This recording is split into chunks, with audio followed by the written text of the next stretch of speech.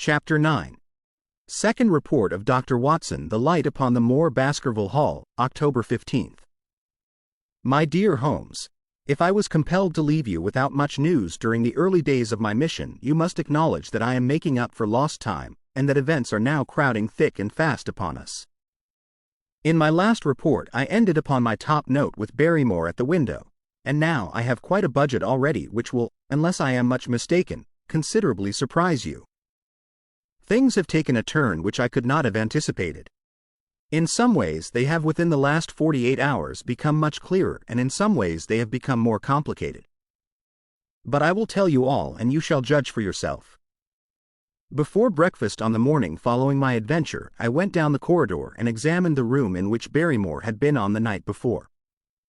The western window through which he had stared so intently has, I noticed, one peculiarity above all other windows in the house: it commands the nearest outlook on the moor. There is an opening between two trees which enables one from this point of view to look right down upon it, while from all the other windows it is only a distant glimpse which can be obtained. It follows, therefore, that Barrymore, since only this window would serve the purpose, must have been looking out for something or somebody upon the moor. The night was very dark, so that I can hardly imagine how he could have hoped to see anyone. It had struck me that it was possible that some love intrigue was on foot. That would have accounted for his stealthy movements and also for the uneasiness of his wife. The man is a striking-looking fellow, very well equipped to steal the heart of a country girl, so that this theory seemed to have something to support it. That opening of the door which I had heard after I had returned to my room might mean that he had gone out to keep some clandestine appointment. So I reasoned with myself in the morning, and I tell you the direction of my suspicions, however much the result may have shown that they were unfounded.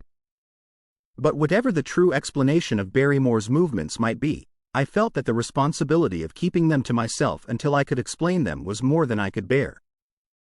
I had an interview with the baronet in his study after breakfast, and I told him all that I had seen. He was less surprised than I had expected.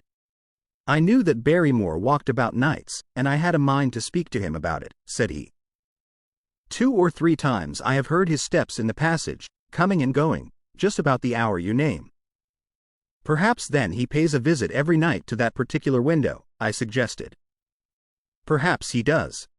If so, we should be able to shadow him, and see what it is that he is after.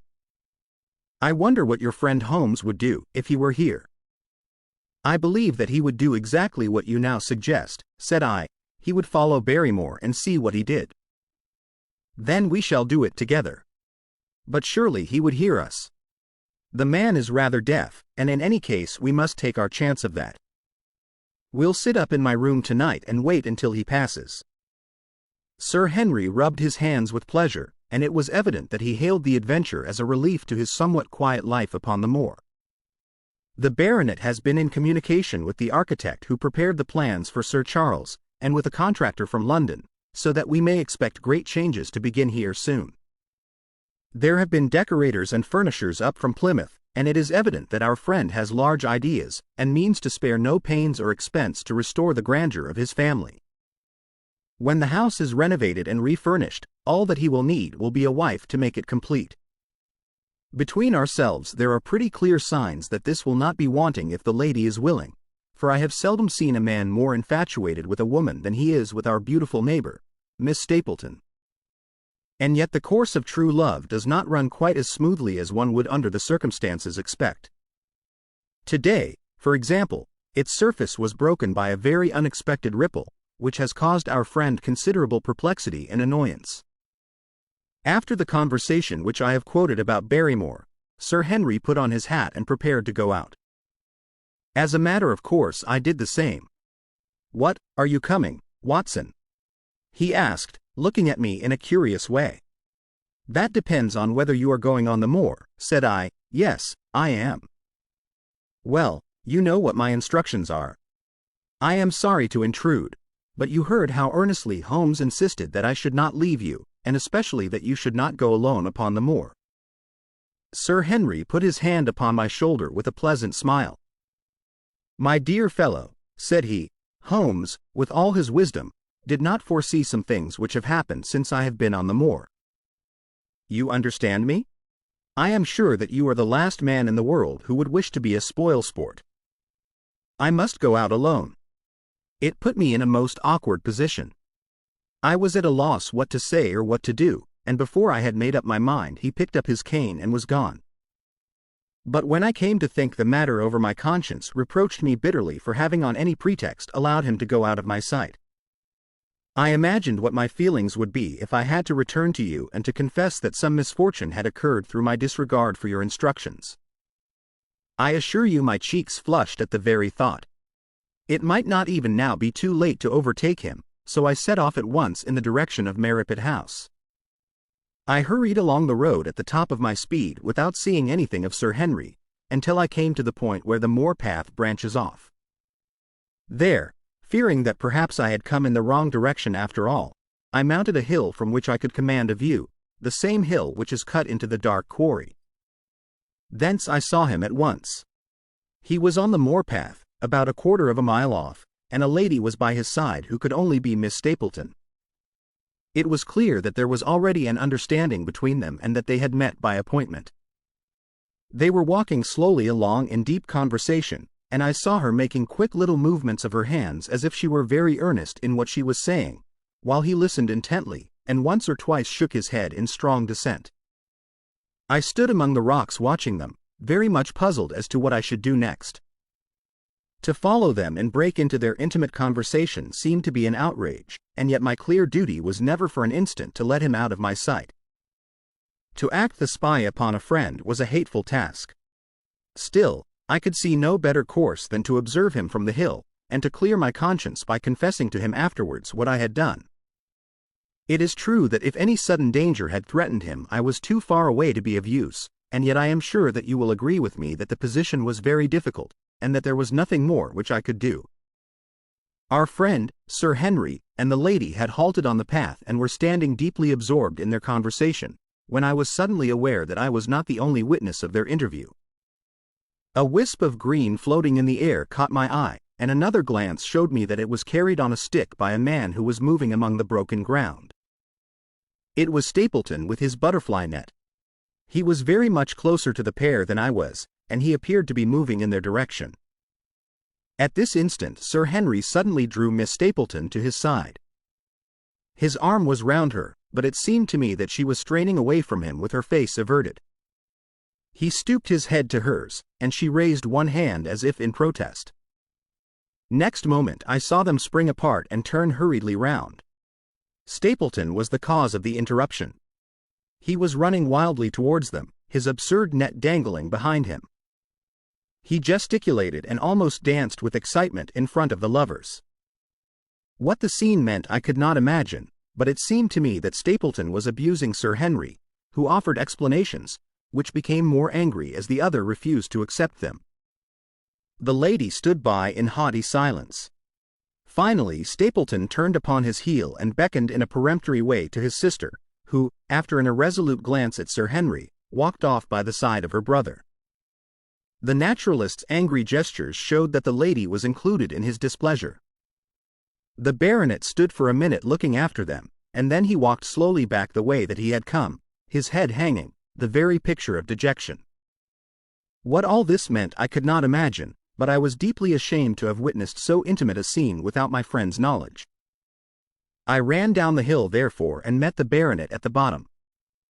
His face was flushed with anger and his brows were wrinkled, like one who is at his wits' ends what to do.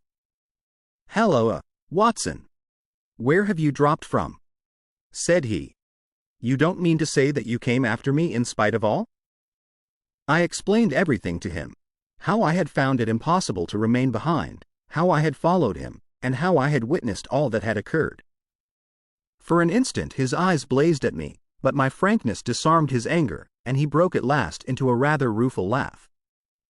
"You would have thought the middle of that prairie a fairly safe place for a man to be private," said he, "but, by thunder, the whole countryside seems to have been out to see me do my wooing, and a mighty poor wooing at that." "Where had you engaged a seat?" "I was on that hill." "Quite in the back row, eh?" But her brother was well up to the front. "Did you see him come out on us?" "Yes, I did." Did he ever strike you as being crazy, this brother of hers? I can't say that he ever did. I dare say not.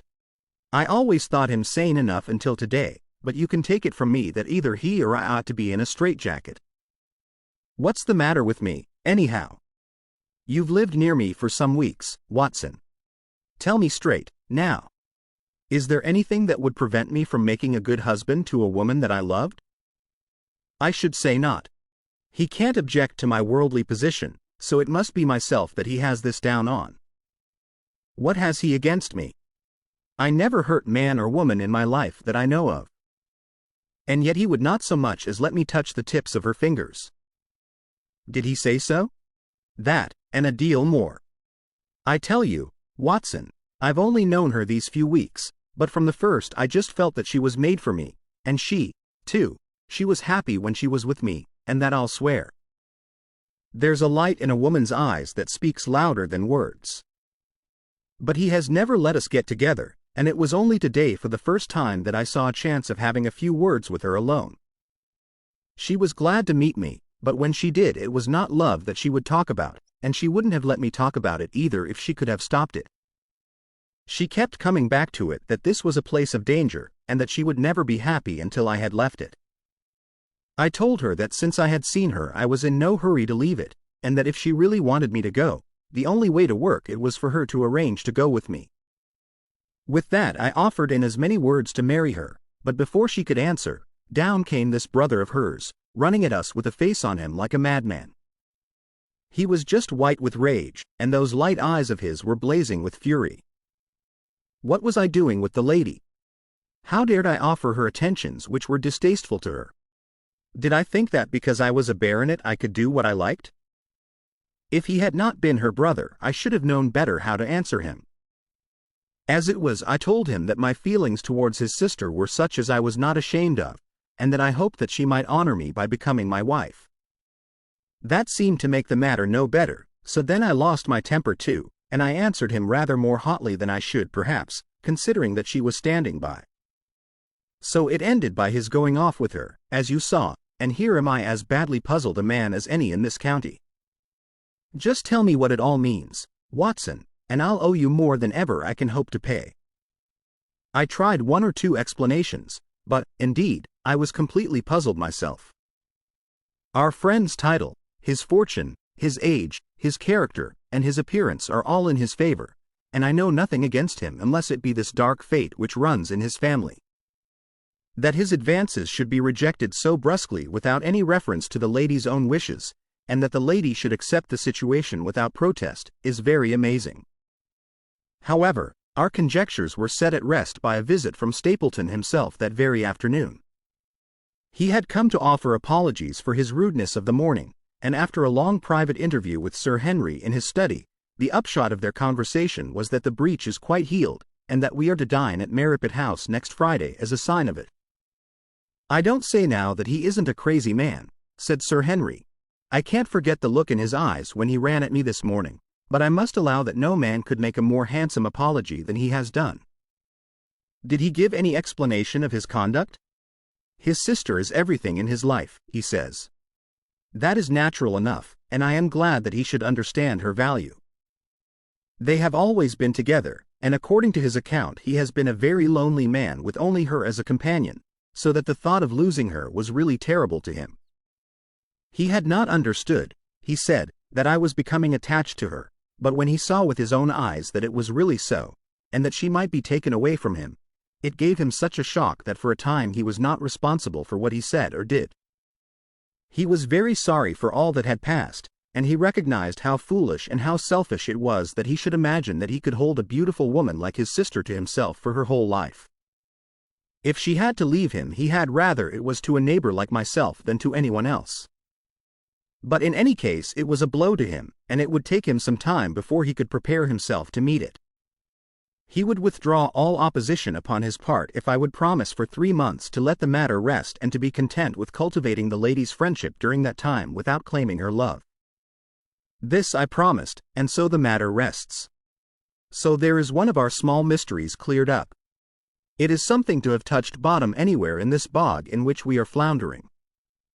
We know now why Stapleton looked with disfavor upon his sister's suitor, even when that suitor was so eligible a one as Sir Henry. And now I pass on to another thread which I have extricated out of the tangled skein, the mystery of the sobs in the night, of the tear-stained face of Mrs. Barrymore, of the secret journey of the butler to the western lattice window. Congratulate me, my dear Holmes, and tell me that I have not disappointed you as an agent, that you do not regret the confidence which you showed in me when you sent me down. All these things have by one night's work been thoroughly cleared. I have said, by one night's work, but, in truth, it was by 2 nights' work, for on the first we drew entirely blank.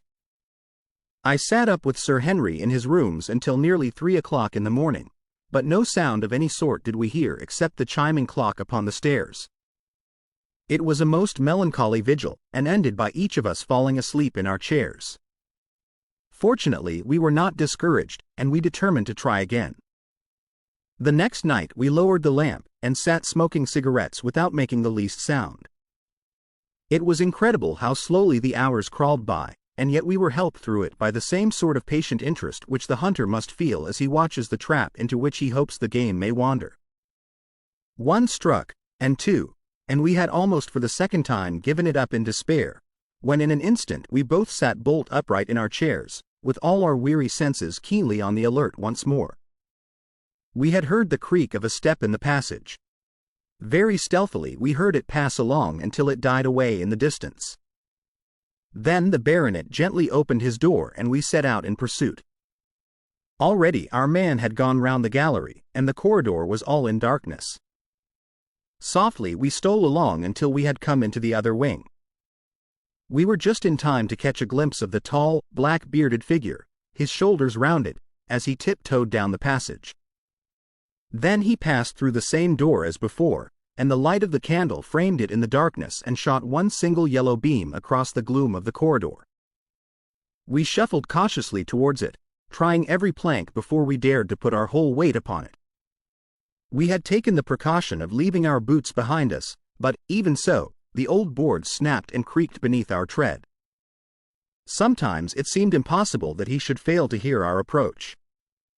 However, the man is fortunately rather deaf, and he was entirely preoccupied in that which he was doing. When at last we reached the door and peeped through, we found him crouching at the window, candle in hand, his white, intent face pressed against the pane, exactly as I had seen him 2 nights before. We had arranged no plan of campaign, but the baronet is a man to whom the most direct way is always the most natural. He walked into the room, and as he did so, Barrymore sprang up from the window with a sharp hiss of his breath and stood, livid and trembling, before us. His dark eyes, glaring out of the white mask of his face, were full of horror and astonishment as he gazed from Sir Henry to me. "What are you doing here, Barrymore?" "Nothing, sir." His agitation was so great that he could hardly speak, and the shadows sprang up and down from the shaking of his candle. "It was the window, sir.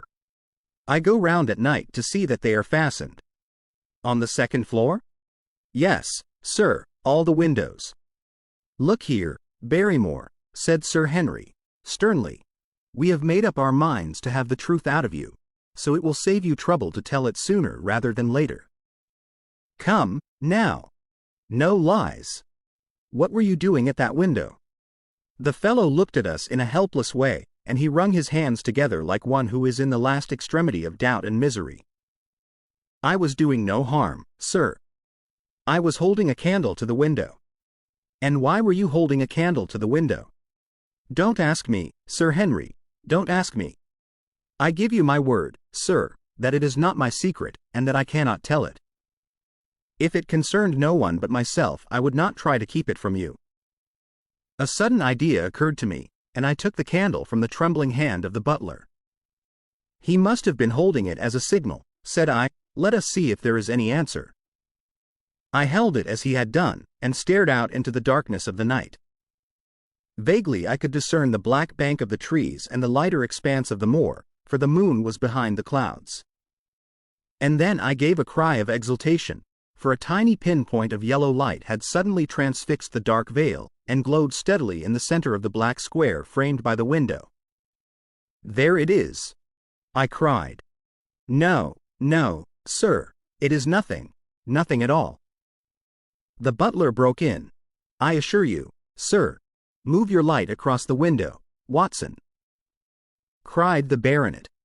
See, the other moves also. Now, you rascal, do you deny that it is a signal? Come, speak up. Who is your confederate out yonder, and what is this conspiracy that is going on? The man's face became openly defiant. It is my business, and not yours. I will not tell. Then you leave my employment right away. Very good, sir. If I must, I must. And you go in disgrace. By thunder, you may well be ashamed of yourself. Your family has lived with mine for over 100 years under this roof, and here I find you deep in some dark plot against me. No, no, sir. No, not against you. It was a woman's voice, and Mrs. Barrymore, paler and more horror-struck than her husband, was standing at the door. Her bulky figure in a shawl and skirt might have been comic were it not for the intensity of feeling upon her face. We have to go, Eliza. This is the end of it. You can pack our things, said the butler. Oh, John, have I brought you to this? It is my doing, Sir Henry, all mine. He has done nothing except for my sake and because I asked him. Speak out, then. What does it mean? My unhappy brother is starving on the moor. We cannot let him perish at our very gates. The light is a signal to him that food is ready for him, and his light out yonder is to show the spot to which to bring it. Then your brother is the escaped convict, Sir Selden, the criminal. That's the truth, sir, said Barrymore. I said that it was not my secret and that I could not tell it to you. But now you have heard it, and you will see that if there was a plot it was not against you. This, then, was the explanation of the stealthy expeditions at night and the light at the window. Sir Henry and I both stared at the woman in amazement. Was it possible that this stolidly respectable person was of the same blood as one of the most notorious criminals in the country? Yes, sir, my name was Selden, and he is my younger brother. We humored him too much when he was a lad, and gave him his own way in everything until he came to think that the world was made for his pleasure, and that he could do what he liked in it. Then as he grew older he met wicked companions, and the devil entered into him until he broke my mother's heart and dragged our name in the dirt. From crime to crime he sank lower and lower, until it is only the mercy of God which has snatched him from the scaffold. But to me, sir, he was always the little curly-headed boy that I had nursed and played with, as an elder sister would. That was why he broke prison, sir. He knew that I was here and that we could not refuse to help him. When he dragged himself here one night, weary and starving, with the warders hard at his heels, what could we do? We took him in and fed him and cared for him. Then you returned, sir, and my brother thought he would be safer on the moor than anywhere else until the hue and cry was over, so he lay in hiding there. But every second night we made sure if he was still there by putting a light in the window, and if there was an answer my husband took out some bread and meat to him. Every day we hoped that he was gone, but as long as he was there we could not desert him. That is the whole truth, as I am an honest Christian woman, and you will see that if there is blame in the matter it does not lie with my husband, but with me, for whose sake he has done all that he has. The woman's words came with an intense earnestness which carried conviction with them. Is this true, Barrymore? Yes, Sir Henry. Every word of it. Well, I cannot blame you for standing by your own wife. Forget what I have said. Go to your room, you two, and we shall talk further about this matter in the morning. When they were gone we looked out of the window again. Sir Henry had flung it open, and the cold night wind beat in upon our faces. Far away in the black distance there still glowed that one tiny point of yellow light. I wonder he dares, said Sir Henry. It may be so placed as to be only visible from here. Very likely. How far do you think it is? Out by the cleft tor, I think. Not more than a mile or two off. Hardly that. Well, it cannot be far if Barrymore had to carry out the food to it. And he is waiting, this villain, beside that candle. By thunder, Watson, I am going out to take that man. The same thought had crossed my own mind. It was not as if the Barrymores had taken us into their confidence. Their secret had been forced from them. The man was a danger to the community, an unmitigated scoundrel for whom there was neither pity nor excuse.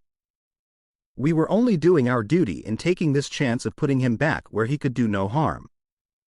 With his brutal and violent nature, others would have to pay the price if we held our hands. Any night, for example, our neighbors the Stapletons might be attacked by him, and it may have been the thought of this which made Sir Henry so keen upon the adventure. "I will come," said I, "then get your revolver and put on your boots. The sooner we start the better, as the fellow may put out his light and be off." In 5 minutes we were outside the door, starting upon our expedition.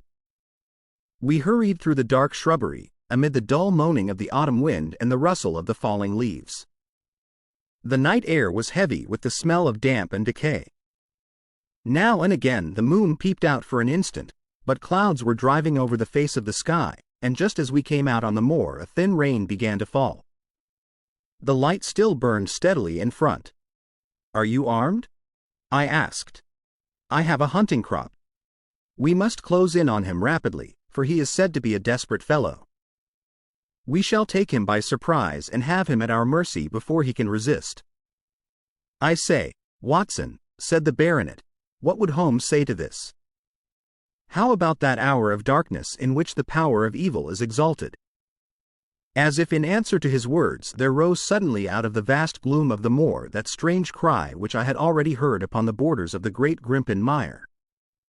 It came with the wind through the silence of the night, a long, deep mutter, then a rising howl, and then the sad moan in which it died away. Again and again it sounded, the whole air throbbing with it, strident, wild, and menacing. The baronet caught my sleeve and his face glimmered white through the darkness.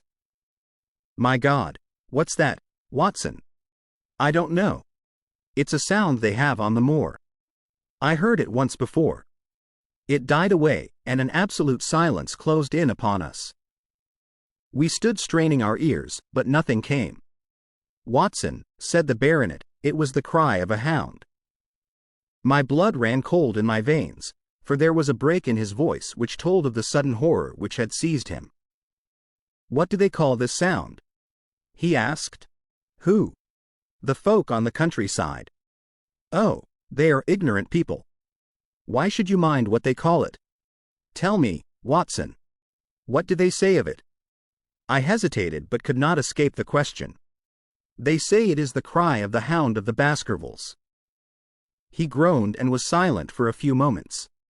"A hound it was," he said, at last, "but it seemed to come from miles away, over yonder, I think. It was hard to say whence it came. It rose and fell with the wind." "Isn't that the direction of the great Grimpen mire?" "Yes, it is." "Well, it was up there. Come now, Watson, didn't you think yourself that it was the cry of a hound?" "I am not a child. You need not fear to speak the truth. Stapleton was with me when I heard it last. He said that it might be the calling of a strange bird." No, it was a hound." "My God, can there be some truth in all these stories? Is it possible that I am really in danger from so dark a cause?" "You don't believe it, do you, Watson?" No. And yet it was one thing to laugh about it in London, and it is another to stand out here in the darkness of the moor and to hear such a cry as that. And my uncle. There was the footprint of the hound beside him as he lay. It all fits together. I don't think that I am a coward, Watson, but that sound seemed to freeze my very blood. Feel my hand. It was as cold as a block of marble. You'll be all right tomorrow. I don't think I'll get that cry out of my head. What do you advise that we do now? Shall we turn back? No, by thunder. We have come out to get our man, and we will do it. We after the convict, and a hellhound, as likely as not, after us. Come on.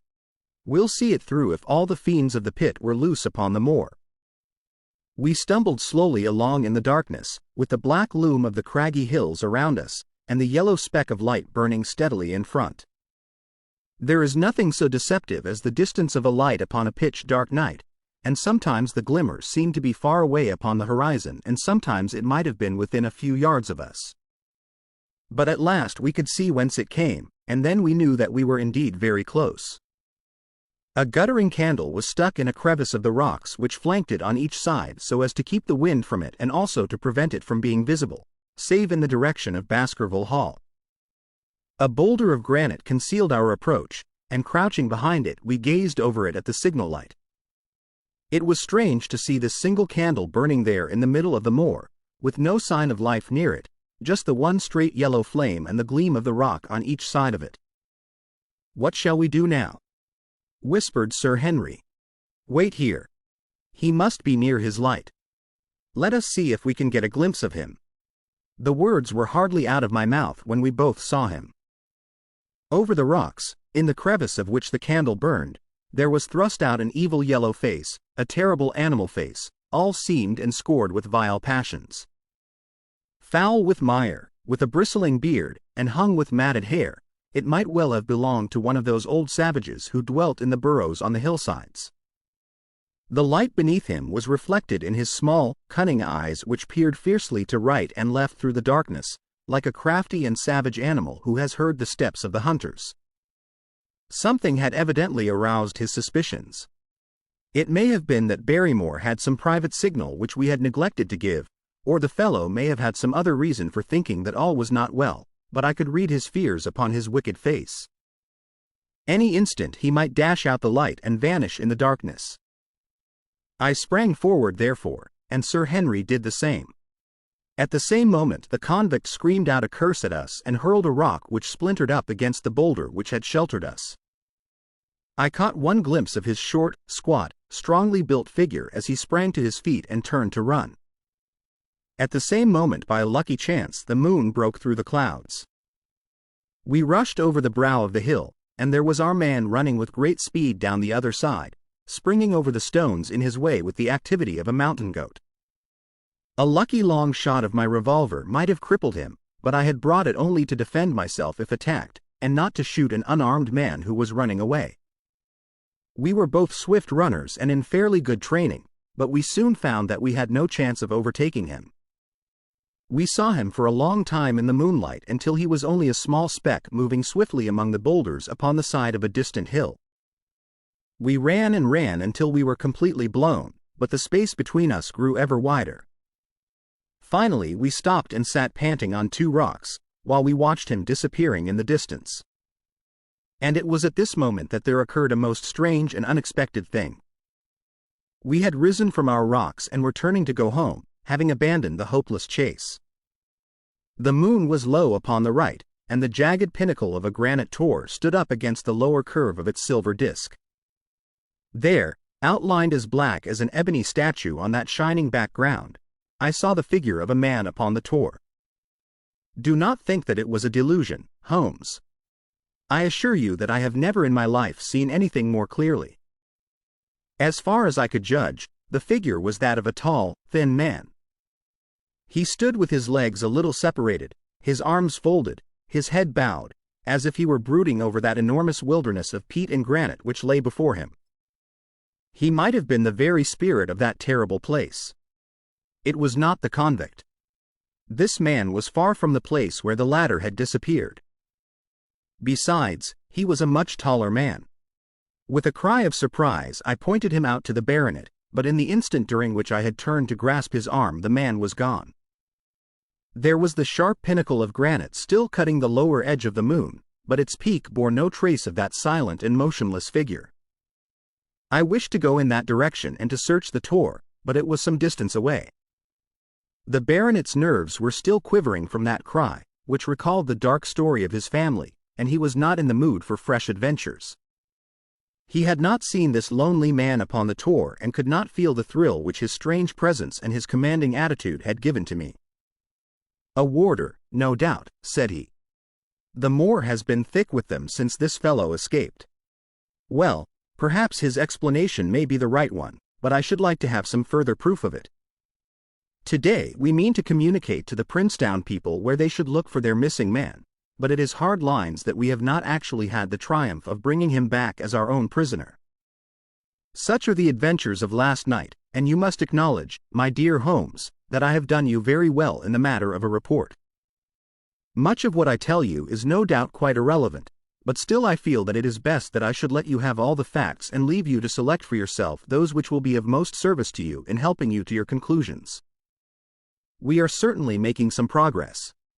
So far as the Barrymores go, we have found the motive of their actions, and that has cleared up the situation very much. But the moor with its mysteries and its strange inhabitants remains as inscrutable as ever. Perhaps in my next I may be able to throw some light upon this also. Best of all would it be if you could come down to us.